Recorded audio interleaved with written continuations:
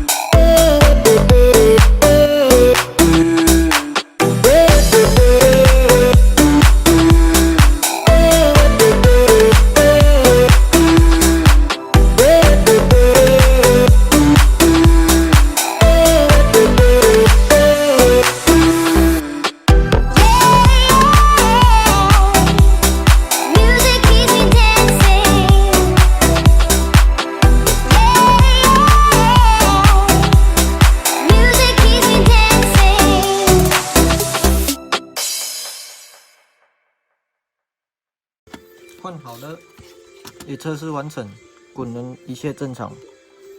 这颗技嘉 G703滚轮编码器就完成了。技嘉有很多滑鼠都是因为这颗编码器造成滚轮滑动不顺、不灵敏，或者是乱跳。只要换掉这一颗就好了。有其他的问题，电子产品都可以欢迎询问。